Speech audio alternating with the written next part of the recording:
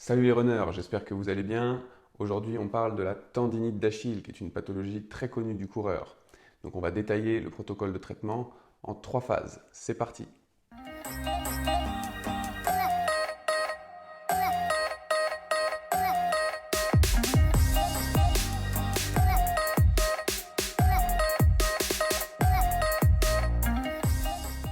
Avant de commencer, en cas de douleur au tendon d'Achille, n'hésitez pas à consulter votre professionnel de santé afin de faire confirmer le diagnostic, car il se pourrait que les conseils que je donne dans cette vidéo ne soient pas pertinents dans votre cas si le diagnostic n'est pas le bon. Ceci étant dit, c'est parti pour le protocole de traitement. Donc on commence avec la première phase qui est la phase de protection.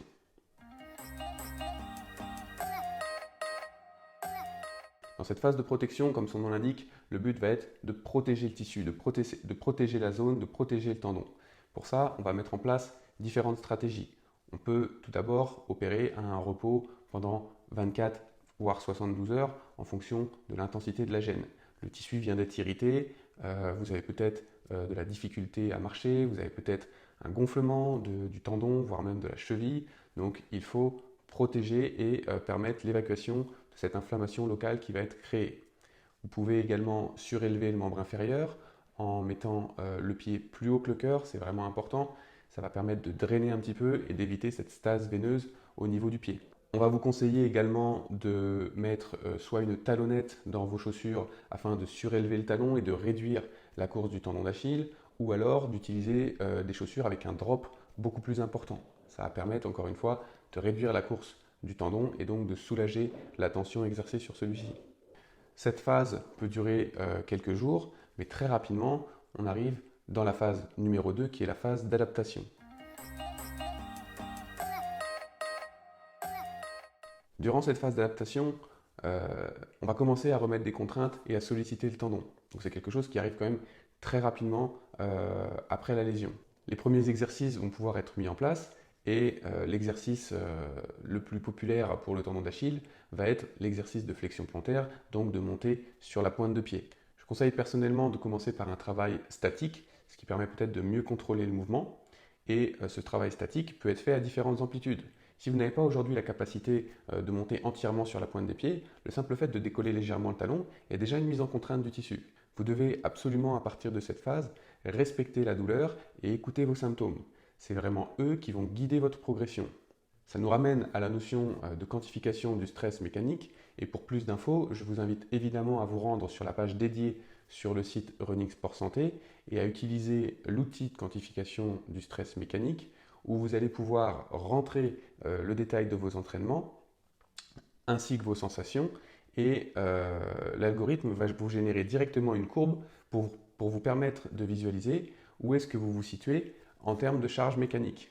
Cela va vous permettre en un clin d'œil de savoir si vous êtes dans une bonne zone d'adaptation ou si vous répétez des efforts au-delà de votre capacité maximale d'adaptation, ce qui sera à risque de détérioration de votre condition. Je ferme donc la parenthèse sur la quantification du stress mécanique et reviens à la phase d'adaptation. Les exercices de proprioception du pied et de la cheville sont tout à fait complémentaires car ils vont permettre une stimulation de l'ensemble des structures autour de la cheville et du pied et ils peuvent être pratiqués dès cette phase d'adaptation.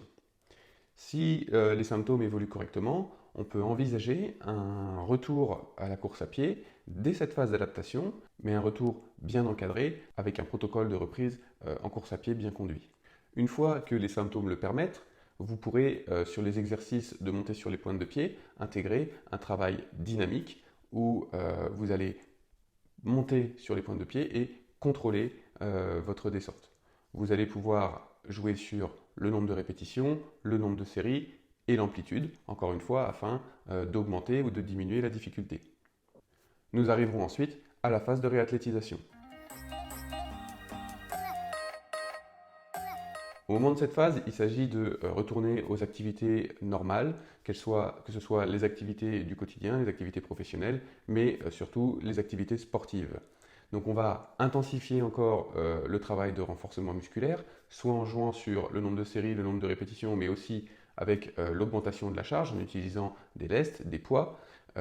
Et c'est aussi à cette phase qu'on va intégrer les sauts et la pliométrie, qui sont la dernière phase de renforcement musculaire. On va enlever progressivement toutes les aides qui ont été mises en place lors des premières phases. Donc on va enlever les semelles en gel, on va diminuer progressivement le drop pour revenir à nos habitudes d'entraînement. En course à pied, justement, l'idée va être dans un premier temps de gagner en volume de course, et une fois qu'on aura atteint un volume suffisant, on réintégrera de la vitesse et du dénivelé, encore une fois, de façon progressive. C'est la réintégration progressive de tous ces éléments qui va vous permettre de retrouver des entraînements tout à fait normaux. Voilà donc pour le traitement de cette pathologie d'Achille. Si vous cherchez à avoir plus de détails, je vous invite à vous rendre sur le site Running Sport Santé où vous pourrez trouver un guide complet sur le traitement de la pathologie et aussi un protocole de reprise en course à pied post-blessure. N'hésitez pas à vous abonner à la chaîne YouTube, faites sonner la cloche pour être averti lors des nouvelles vidéos et on se retrouve très bientôt. Je vous dis ciao les runners!